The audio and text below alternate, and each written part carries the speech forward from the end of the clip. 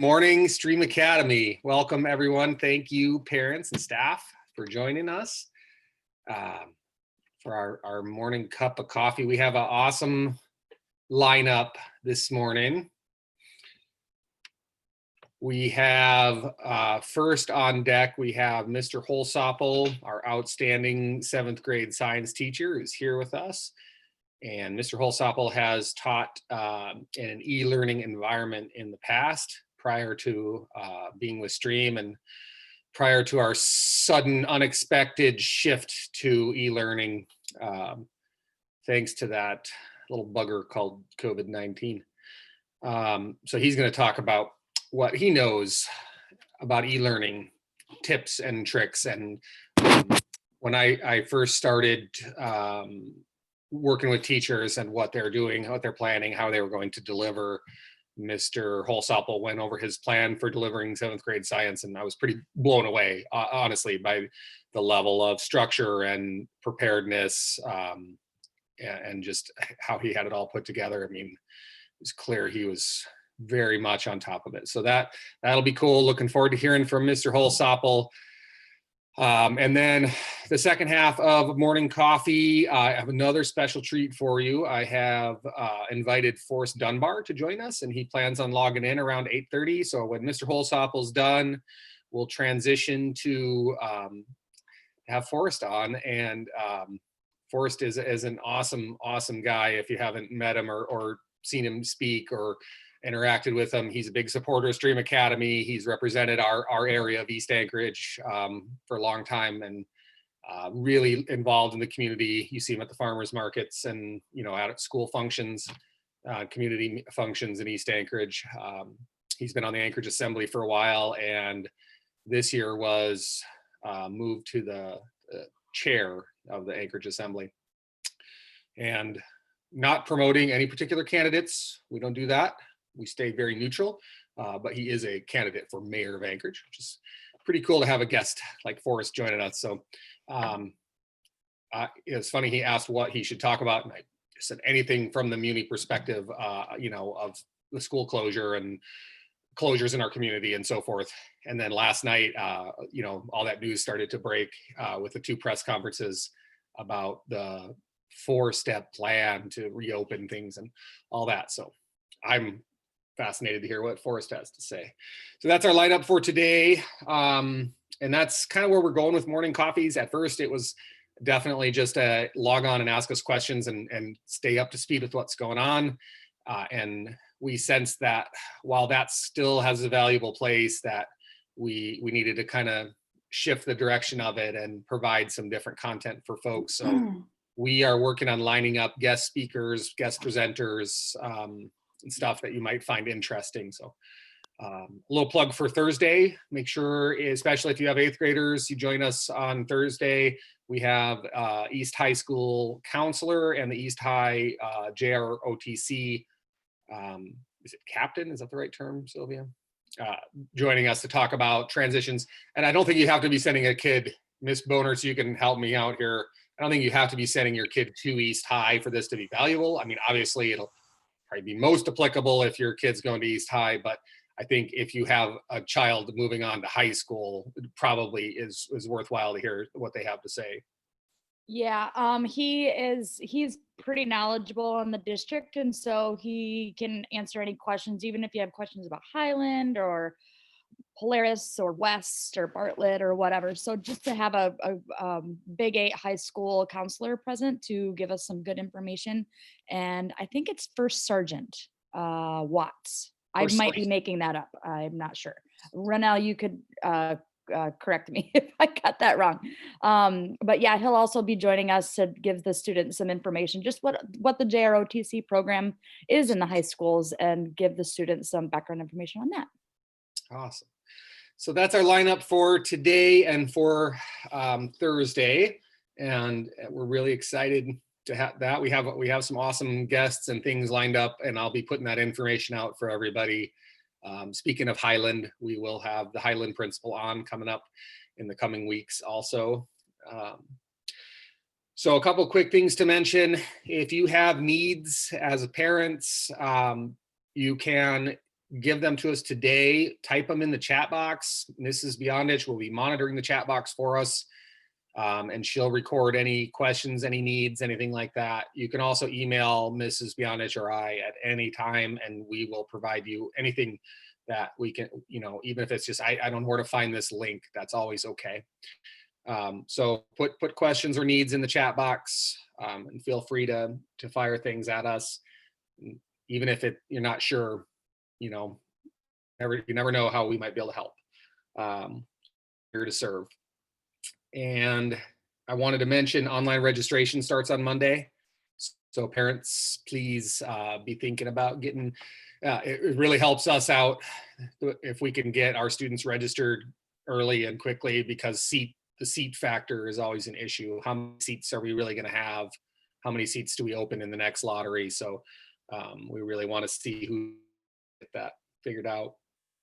Remind your to do the weekly survey. They can do it more than once. They can do it every day of the week. And every entry of the weekly online learning survey gives us a little more data on how kids are doing, gives them another chance to win one great prizes that Mrs. Beyondich has been shipping out. So those are some updates, some direction. Any burning questions or before we turn it over to Mr. Holsopple? Okay. All right. I will turn it over to Mr. Holsopple, and I think I'll make you a co-host if you want to share anything. It's all yours, ladies and gentlemen, Mr. Holsopple. Hi, guys. First of all, Ms. McCulkey kind of presented me as some kind of expert, and I don't want to say that I am an expert. I just have some experience. My experience was with the Duke University Talent Identification Program, which pulls talented middle school and high school students from all over the southeast of the United States and teaches them. What I was teaching was disease epidemiology and immunology.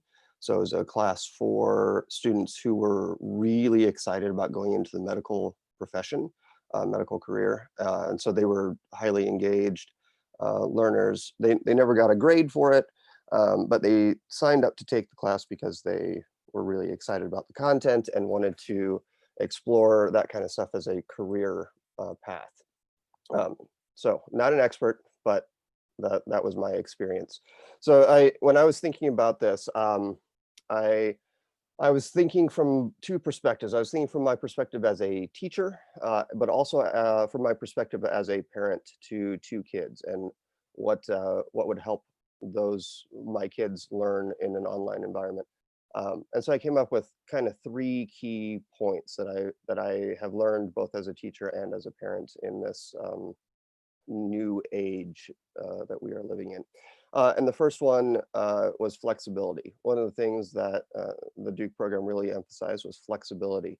When we are teaching online, it is really, really hard to say, this is the exact time when these things have to be done. And so I think one of the things that we as teachers are really striving for is some of that flexibility in the online environment. Learning looks different right now. It always has looked different in the classroom for each kid.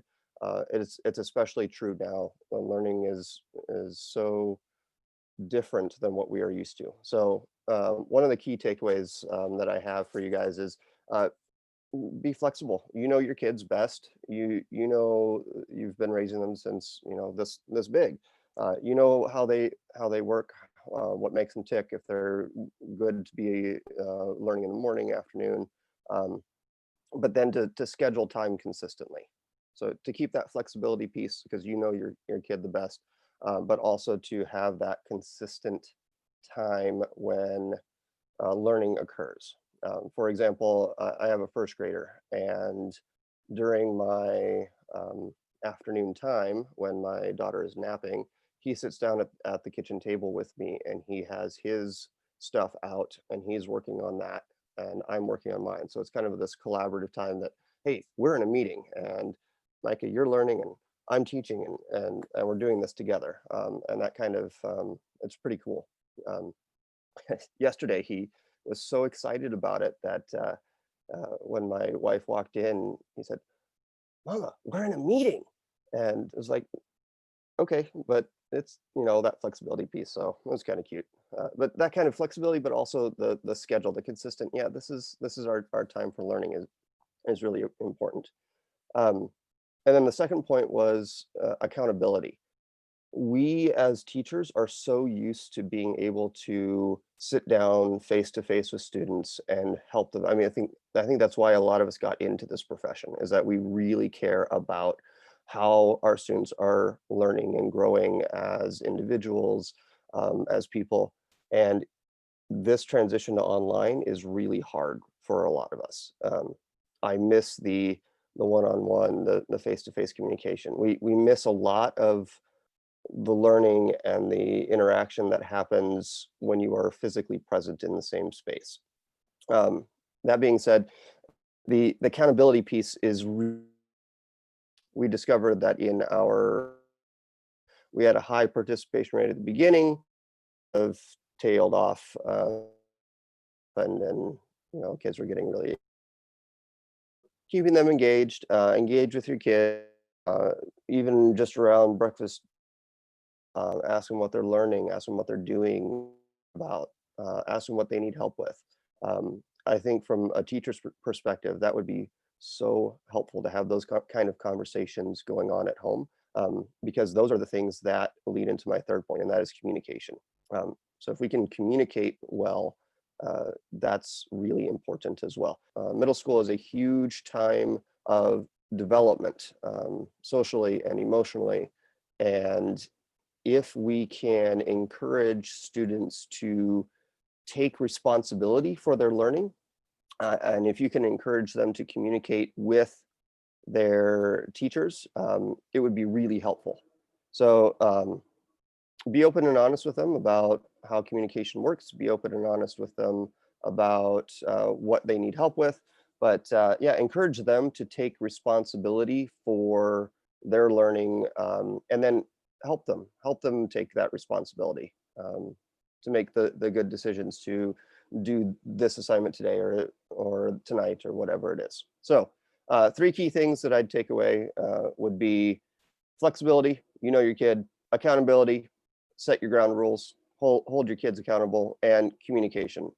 Make sure that your kids are communicating to us what they need, and that your teacher is communicating to your kid about what they need. You talked about communication being really important, and I think communication is always one of our top goals as a school, to communicate well with parents and regularly. But I think you're right that it is especially important when we don't get to see each other face to face. What are some of the best ways that parents and teachers can communicate? What are the most effective ways for parents to communicate with you? For me in particular, I sent out a mass email to all parents that I posted on my Google Classroom. Google does a great job of allowing you to communicate in a variety of ways. One of those is in the comments section. So if a student puts a comment on an assignment or on a document, I get a notification, and I can check that right away, because that's my job, is I'm helping kids, and so I can type responses there.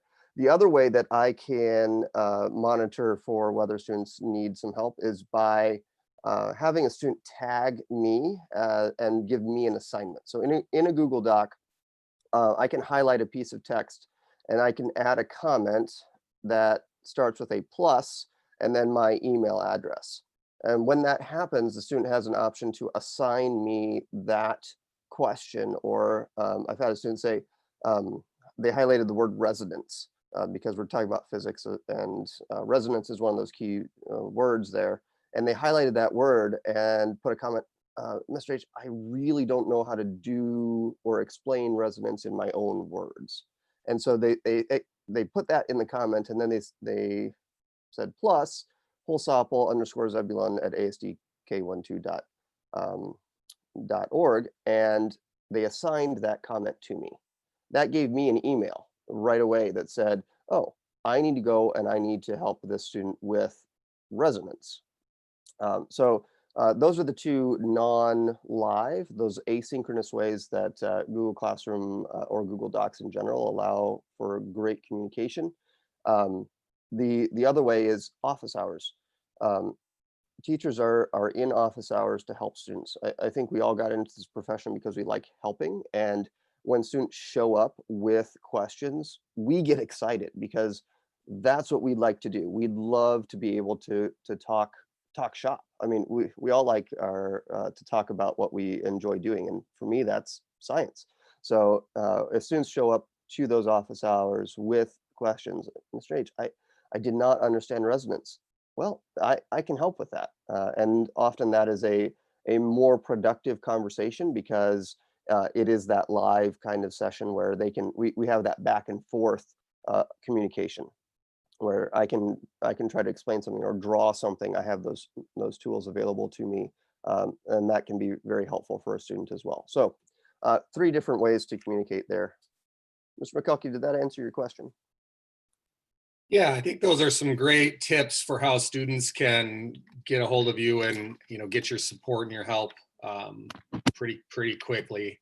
It gives us some insight into how things work on Google Classroom and Google Docs. So what if I am a parent not very adept at Google Classroom and I want to know, something from Mr. Holsopple. I want to know what's going on. What can I do? What's the best way to communicate with you and ask questions about how my child is doing? Yeah. So two key pieces of communication for me. One is email. So from parents, our email addresses are posted on the website. I'm always checking email. I have it on my phone. I have it on the computer. Email is a great way to keep in contact, especially if it's not a time sensitive thing. If it's just a question, a general question, that kind of stuff. The other thing that I did was I published my Google phone number to my Google Classroom page. So students can see it and parents can see it. That number is text capable. I've only had 2 or 3 parents reach out, but that is a more like, Mr. H, I need help right now kind of thing. Or, we're having trouble getting into the Zoom meeting. Can you give us some tech support? And that way is a little bit more, it's a quicker way to get in touch with me. So I would say that there's two primary ways to get in touch with me. Smoke signals also work, but that could be days away. Awesome. There's a question in the chat from Mrs. Morris, which I've heard a lot of parents lament this. So you're not alone, Nikki. What do we do if we, as parents, do you have any suggestions for parents who are having a hard time getting their child to join the Zoom meetings because they say, I don't have any questions, so I don't need to go? How might we help parents to structure that conversation and get kids to log on and find out, realize that they don't know what they don't know? That is an excellent question. That is a perfect question. And I'm going to be honest, we were having some struggles with with Micah, who did not want to join his class Zoom meetings. He was reluctant. And what finally did it was that I forced the issue. I stepped in with my parental authority and said, you're going to this Zoom meeting. And he went, and his teachers did a great job, and he has wanted to go back ever since. So I don't know what switch flipped in his brain about that, but I finally said, nope, you're going to do it. I don't know if that's helpful for you. That's what finally worked for our 6-year-old.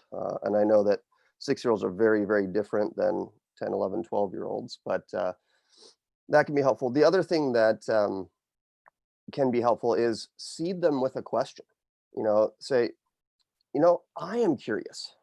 I, as a parent, I want to know a little bit about resonance. Can you explain it to me? And, why don't you go ask Mr. H how he would explain it? And then if they have some kind of task, it gives them the responsibility to engage in that session and to come back with you. And it keeps them accountable because you asked that question and you said, I want to hear what what you can explain about that. That might be a way to also encourage participation and engagement, is to seed them with that question. Ms. Beyondich. Is what happens in advisory different than office hours? Can you explain what goes on in advisory versus office hours? Yeah. So my advisory was traditionally more of the social emotional learning, setting up digital portfolios for showcase, things like that. In the online platform that we have transitioned to, the SEL stuff has sort of gone by the wayside. And I have focused more on checking in with kids. How are you doing? What have you done academically? What are you going to be doing? What problems are you encountering? What can I help you with? And then also playing some games. So yesterday, Ms. Boners joined us and we played categories for 20 minutes or something like that, which is a kind of fun way to break the monotony and also to get kids to engage with each other in a sort of structured environment. So it's not necessarily an academic class, but it's a way to encourage the development of their social skills, even in an online environment, because the kids are interacting with each other. That's advisory. My class office hours are more structured around the content and the academics. So I've had a lot of kids who are reviewing quizzes with me. So they sign on one-on-one with me and I share my screen and they go over a quiz and I say, you did great here. Have you thought about adding this? This would make it a better response. And so they're getting some feedback one-on-one that way. Especially in regards to the quizzes. I've had 2 or 3 questions and I can share my screen and I can kind of draw diagrams. Science is very picture heavy, very diagram heavy. And so it's really helpful to have some of those drawings and stuff. Yeah, so that's kind of the difference. Ms. Beyondich, did I answer your question? Awesome. Awesome. Thanks, Mr. Holsopple. Michelle writes something in the chat that's really, fits with what you've been saying with, the structure and accountability piece, and what we've been finding this approach works. She says she has a 6th grader, put him on a schedule. He starts his day at 9 a.m. He filled in his Google Calendar of Zoom meetings, and then teachers have done a great job engaging kids in the office hours. So we have found over and over that having that structure and a schedule, it can be, Mr. Holsopple's first of his 3 points was flexibility. It can and should be flexible and allow for breaks and for, family interaction and things, but a schedule, these are the hours of the day. In our household, we've expected students to work from 10 to 2. Now, of course, there's lunch in there and there's walk the dog and there's, 15 minutes to go jump on the trampoline and there's snack time and things like that. But 10 to 2 has been our work time. So families, I encourage families to set that time that works and is appropriate for them and set a schedule for students that works for you. And like Mr. Holsopple said, is flexible, yet keeps them accountable. Kids need structure. We talk about that all the time. And as middle school educators, kids need structure. And it's funny that 2 of the things Mr. Holsopple talks about, I put together in one of my favorite sayings, which is flexibility on the other side of structure. I'm a big believer in flexibility with teachers and with students. Big believer in autonomy and letting teachers have a lot of autonomy to operate and work in ways that work for them and their students. So you have set structures in place to guide those things. And then if we're operating within those shared structures, you can have a lot of flexibility on the other side of that. But flexibility without structure is a dangerous thing, especially for middle schoolers. If they have a lot of flexibility and no structures, no parameters around that, then that's going to be tough. So, and go ahead, Ms. Beyondich. We just have 2 pieces of housekeeping before we switch to our next guest presenter. The 2 pieces of housekeeping. One is that on Wacky Wednesdays and Fitness Fridays are our 2 all school assembly PE gatherings.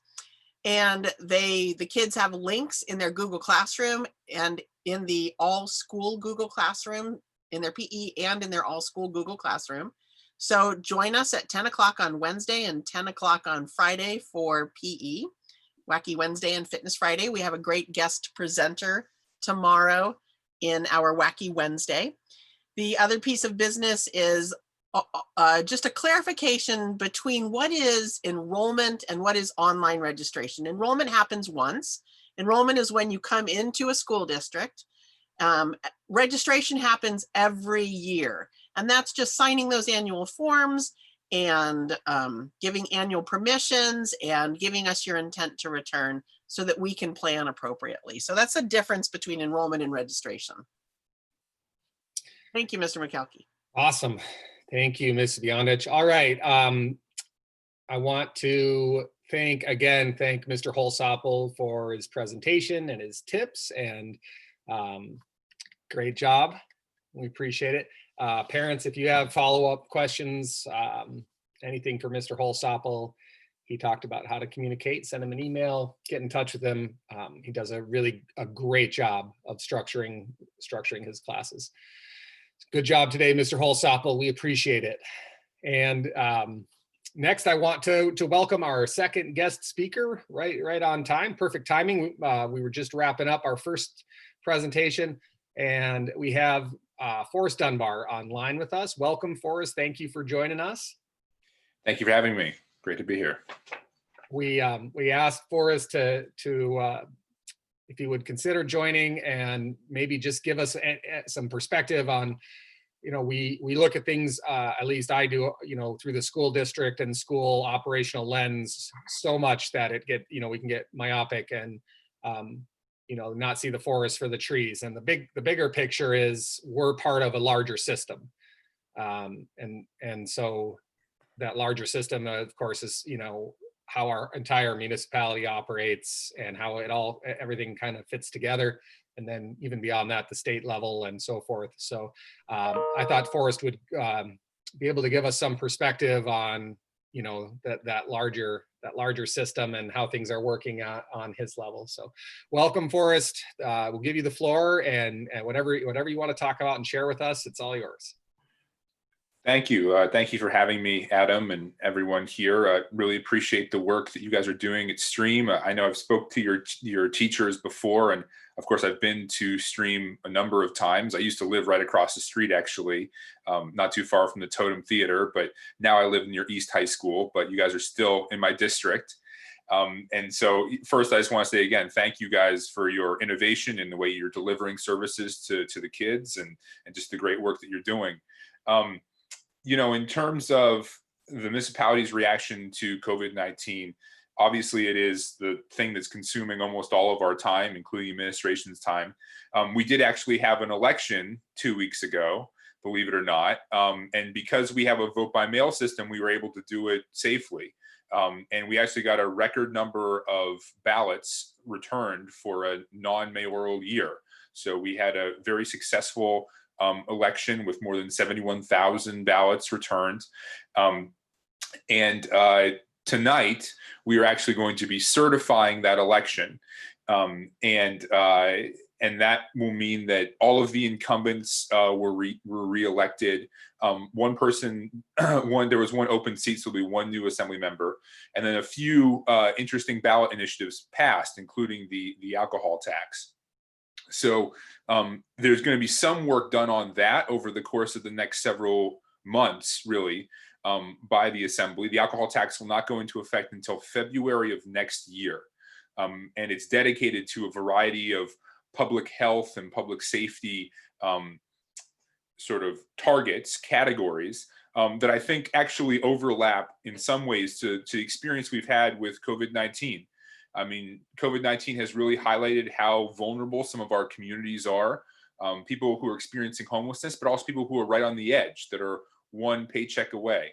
And so last week, we extended the emergency declaration until June 5th. And that gave the mayor certain powers to issue or extend emergency orders, including the hunker down.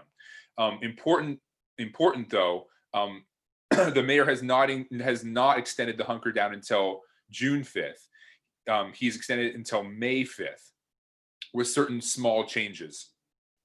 Excuse me.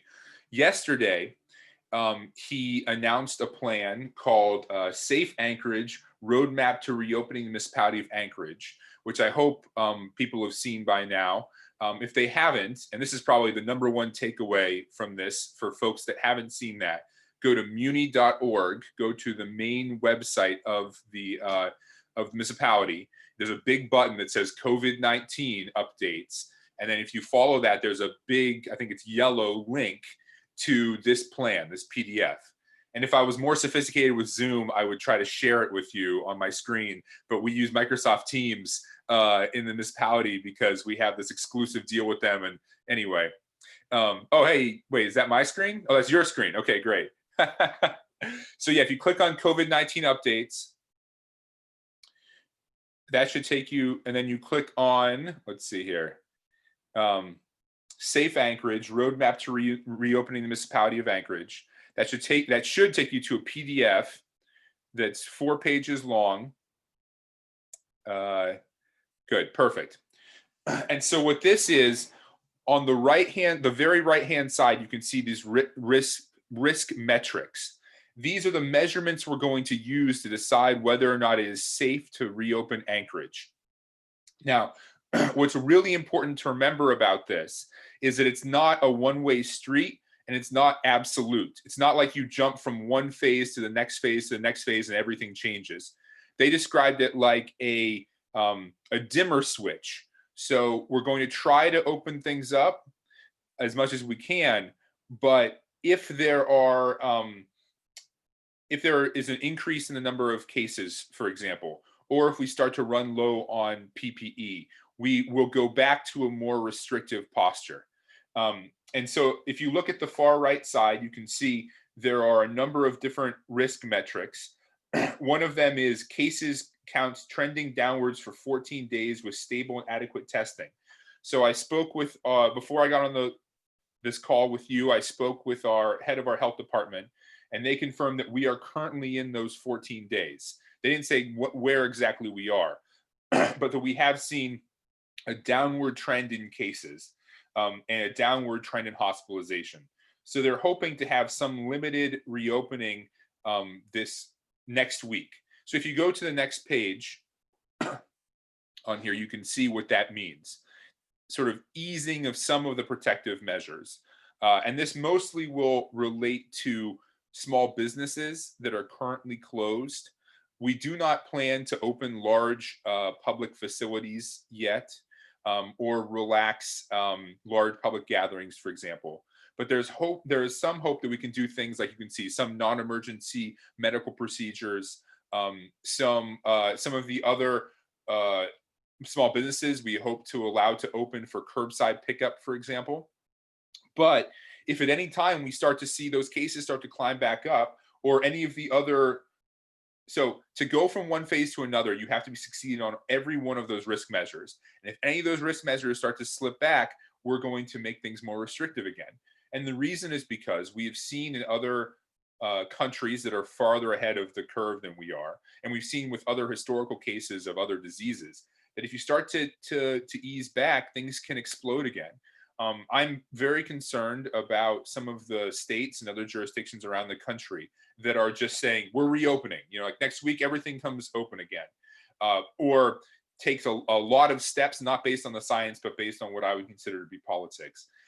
And I'll tell you that when we had that decision last week to extend the emergency declaration, we received 1,000 emails, not exaggerating, 1,000 emails. And I would say probably 850 of those were telling us that we needed to immediately reopen. It was organized by a particular large church that happens to be in my district, and some other folks that were making arguments about small businesses, and also calling us tyrants and that we were violating the Constitution and a variety of other things. But the important thing is that there's clearly a desire in the public to see at least some reopening, because we understand it. This is a real economic hardship on a lot of folks. There have been a number of federal programs I'm sure you've heard of, the Payment Protection Act, those loans. There's been over $900 million of those loans taken out in Anchorage, in the state. And the stimulus checks are starting to reach some folks. There is more unemployment, but unfortunately the state system has been really jammed, and so it's been hard for people to apply. So people are really struggling, and so we understand the urge to reopen. But I think the feeling from the mayor's office and from a majority of the assembly is we do not want to reopen prematurely. We want to be extremely cautious, because if you reopen and the virus has a resurgence, then you're right back to where you were before, except now you have some number of people who have died or been hospitalized that might not necessarily have been. We did pass a resolution last week, and what's included in this second phase of the mayor's update is the encouragement to wear cloth face coverings. There was some pressure to make that mandatory. Ultimately, we decided we don't really have the enforcement capability. We don't really have enough police officers to have them going around town writing people tickets for not having cloth masks on. We just don't have the capacity. There's too much else going on. But that is one way. I mean, if you were interested in helping us get to the next phase and helping with reopening, the way to do that is to slow down infection. And we know that those cloth face coverings help with that. They're not a perfect solution, and they don't really help you. They help the other people around you. So if you are asymptomatic, wearing that cloth, so you don't know you have the disease, wearing that cloth facial coverings can help to reduce that spread. I think there's going to be a conversation about mandating the businesses that are sort of front facing, that have so if you want to open your business, you will have to have cloth face coverings for your employees.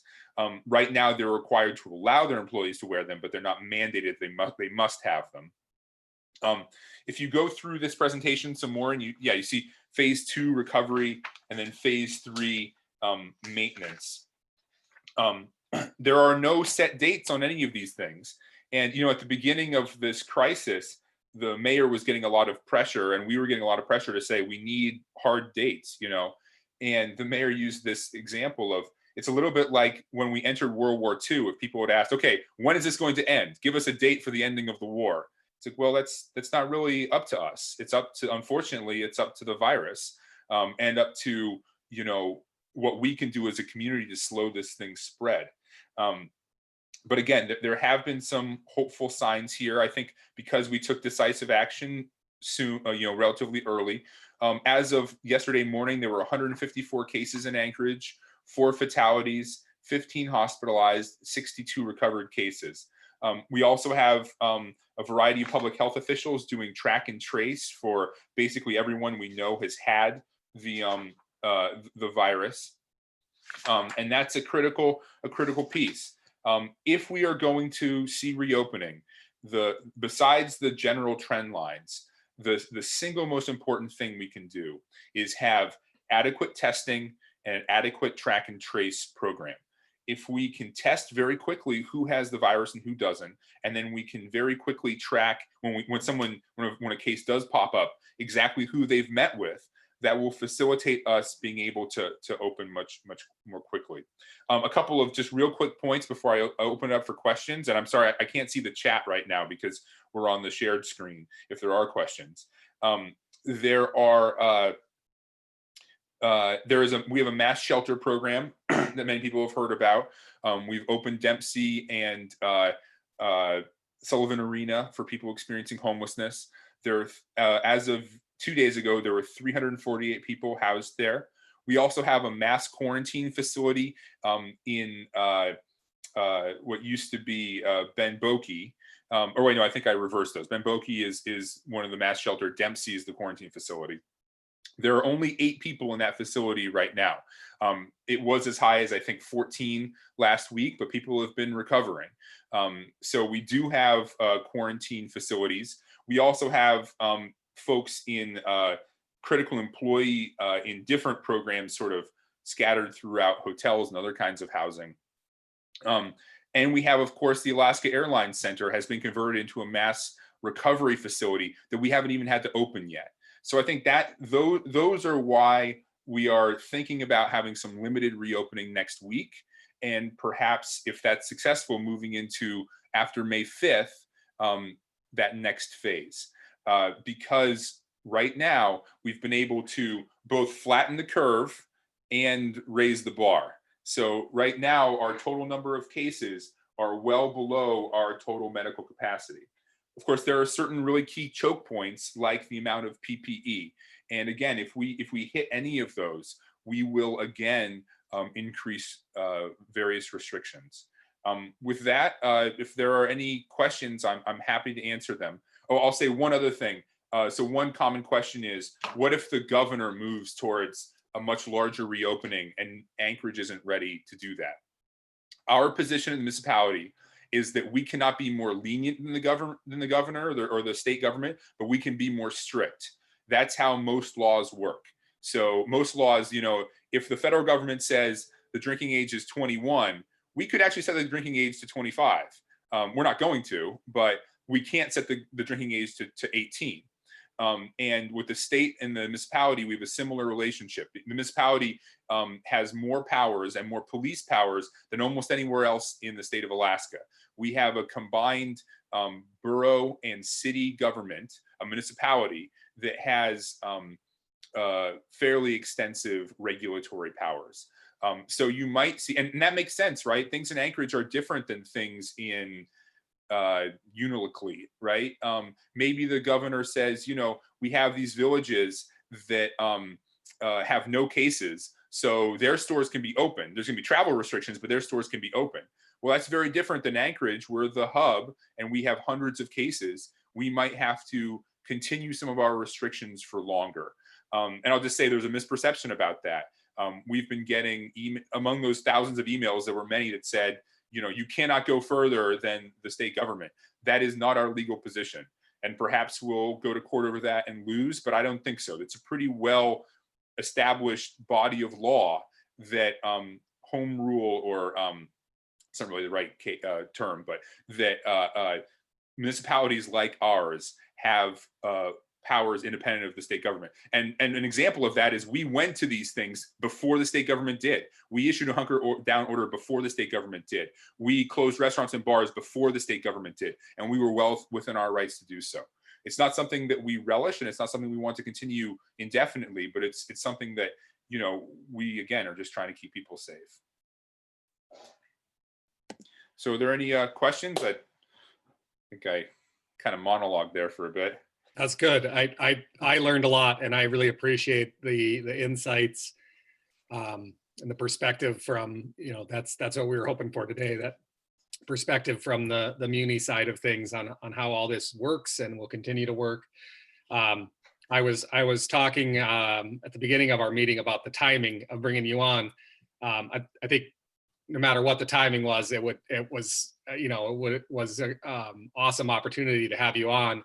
But we scheduled, I was telling our audience that we scheduled to have you on, and then of course yesterday the news broke, with the 4-step plan that we went over, or the 4-phase plan, and the sort of the governor and the mayor's discussion about reopening things and all that. So it made the timing of this even better. So I really appreciate your insights into that. Thank you. So we have a question from Kelly here about dental offices opening more than emergency only. I think, could be mistaken, but I think that is in, so it's certainly in phase 2 recovery, health services resume normal operation, but I believe that we will try to do some of that earlier during phase 1. But again, the medical offices are particularly reliant on the PPE situation. One of the sort of, I think, underreported tragedies about this whole thing is in other parts of the world and other parts of the country, frontline healthcare workers have been dying at really alarming rates. I saw some stat that was like 71 Italian doctors or something like that had died. Obviously, New York City There have been a number of nurses and other people that have died. And so we really need PPE to protect those folks. And the quality PPE we need is in relatively short supply. Now, we have people in the municipality and elsewhere that are trying to manufacture these things. And I know we've been 3D printing N95 masks, for example. But there still are some shortages. And so I think that's what will probably determine for dental offices whether they open or not. But certainly by phase 2, the recovery, and I think at some point during phase 1, we'll try to do that. Now, in terms of exact timing, again, it's really hard. We're going to start doing some limited opening, like I said, next week. I would be surprised if dental offices are included in that, or at least non-emergency procedures.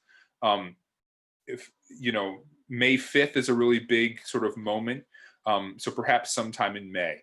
But again, if we start running out of PPE or the virus increases, you could see that restriction going back into place. Which numerous smaller communities? Okay. Oh, great question. So about smaller communities impacting Anchorage. So this is particularly on my mind because I grew up in Cordova on Prince William Sound, and Cordova has one of the earliest major fisheries in the state. And it happens that Cordova, unlike almost every other hub community in Alaska, has no ventilators and no ICU capacity. And so I've spoken, and they are going forward with having the fishing season. And that means thousands of people from outside of the community and even from outside the state are going to come there and work in the canneries.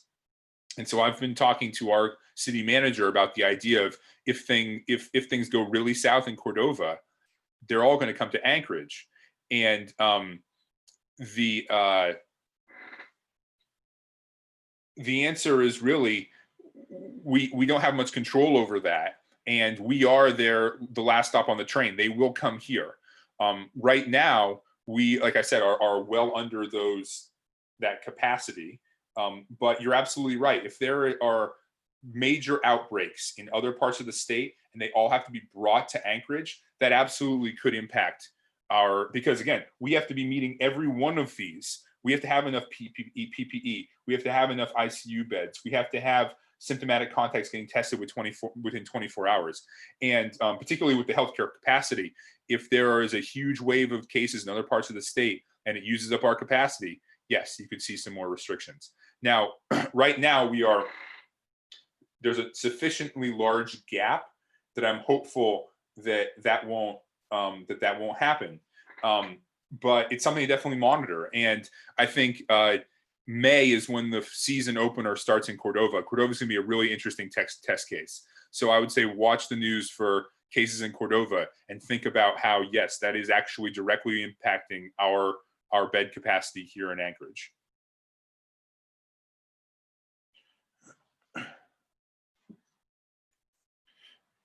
I should say on that too, obviously that's mostly controlled by the state government, those kind of restrictions. Places like Cordova do not have the kind of regulatory capacity we have in Anchorage. They have some, but not nearly as much. So they're much more reliant on the state. And the state has indicated that fishing is a critical business and is going to go forward. And that, I understand, I was a commercial fisherman, and all my friends are commercial fishermen, and it's your whole livelihood in like 2 or 3 months. It just comes and goes. But I do think it's going to be something. I'm very worried. I'll put it that way. I am very worried about those smaller communities. Yeah, I definitely agree. Having worked in commercial fishing most of my life as well, that I think when people picture commercial fishing, they think of, a few people out on a boat. The part that really concerns me is, if you've ever been in a cannery or on a tender or on a processor, just the very large number of people working in very, very close quarters. Yep. For very long hours. And then, the other piece about the commercial fishing industry, it's so broad across all the different fisheries around the state. And it brings in people from all over the world, not just fishermen from, all over the state and other parts of the United States, but cannery workers, in my experience, have largely been, work visa, a lot of, people from other countries that come to work canneries. Absolutely. And so we're literally, the fishing industry relies on bringing people together from all over the world in very close quarters through our airports. So yeah, I agree, Mr. Dunbar. It's Yeah, and they bunk. I mean, I worked in canneries too, and I could go home at night because I was living in town, but a lot of them bunk 6 to a room.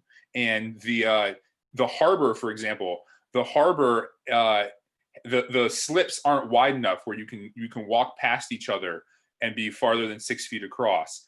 The entire harbor of Cordova has 6 toilets, right, in the harbor master's facility. And there are 1,000 people living in the harbor on those boats during the summer. So it is really worrisome. And they, I actually know some consultants that are doing work for some of the seafood processors. They're trying to, some of them are going to quarantine people in Anchorage in hotels and then charter flights or try to do other things where you're for 14 days sort of holding people and showing they're not symptomatic before you put them into the workforce. But not every processor is doing that, and it's certainly not foolproof. So yeah, if you need something else to worry about at night, that's one thing. But yeah, are there any other questions?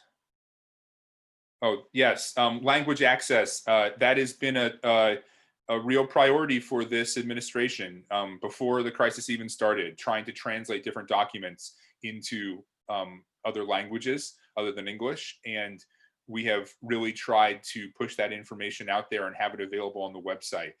If you know of communities that need it translated, please let us know. Or if some communities sort of, we have it translated for them, but they don't know where to find it.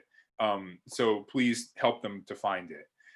And I'll tell you, from those emails we got, and these were all, I think most of these folks were native English speakers that were emailing us, but there is a ton of misinformation out there, just like a shocking amount. And I guess I'm in my own sort of epistemically closed bubble where I'm talking to healthcare professionals and reading things like, reports from the health department and that kind of thing. I don't watch cable news. So I didn't know that, and so we're getting these emails about drugs that we know don't work. And they're like urging us to have people use these drugs, things like that. And so there is a ton of misinformation out there. And I can only imagine in some of the communities that are, have difficulty accessing some of our information, that it might be even more based on rumors.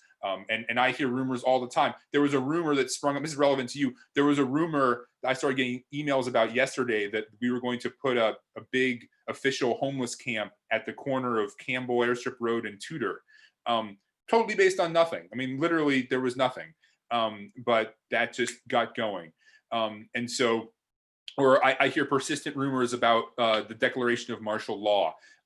There is, and I serve in the National Guard. There is no plan to do anything like that. And so, yeah, if you hear a rumor, I guess the first thing is that, take it with a grain of salt and then try to consult with some, reputable sources like that muni.org page. I think there's some really good information there. I really appreciate it. I think, just in terms of information versus disinformation, that alone is a really good reason for us to have you on. And honestly, I think, it's almost 9 o'clock now and we'll start to close up. And I have more questions. I think we could talk for another hour if we had the time. So my thought, Mr. Dunbar, is it, if you could consider possibly coming back on again in a week or two. Sure. I think it would be well worthwhile. And this really showed us, it was well worth our while to hear from you. And so we can communicate about that. But I think I'd like to extend the invitation now, if you'd consider joining us again in a couple weeks and kind of follow up on some of these things and see where we're at. Yeah, I'd be happy to. And if your parents or teachers want to have some questions beforehand that they want to send to me, I'd be happy to try to get those answered before we get on the call, or I mean, have those ready to go. But yeah, I'm happy to come back anytime. So please just let me know when you'd like to have me. I much appreciated. Thank you so much for your time. It was very insightful and really worthwhile. I really appreciate it. Thank you guys. Appreciate it. All right. What an incredible morning coffee. If you haven't noticed, I'm still struggling with the name of this because calling it coffee with Mokelke or coffee with the principal just feels so awkward to me. So I have had trouble actually calling it that. So if you have a good name that includes having a cup of coffee together, that I could start calling it one thing, that would help, because I kind of just calling it 3 different things, and I don't want to call it coffee with Mokelke or the principal because it,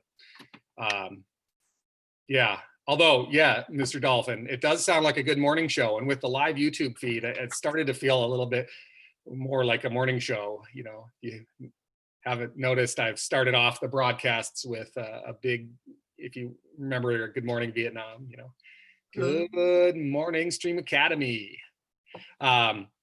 Something not involving the word Mokelke or principal to name our morning coffees. Coffee with Mosen. Maybe we'll call it Coffee with Mosen. He's a far cooler version of me that I'm just aspiring to be. This was a great morning coffee. I really appreciate everyone being on again. And that was awesome. Our 2 guest speakers I thought were really good. So we're going to work to continue that. I'll put out a schedule for you guys. You know, I'll send an email, I'll put it on Facebook and so forth, letting you know what our lineup is next week. And I'll keep doing that. Quick plug, you know, remind people to get on their office hours for teachers. Remind students that Mr. Mosen has something on Wednesday and something on Friday at 10 a.m. for them to log in for fitness and exercise. Ms. Boner, it's our counselor, has time that she does groups, and she's got a wealth of resources available. Reach out to her. So lots going on. Get kids to engage. All right, everyone. Thank you all for being here today.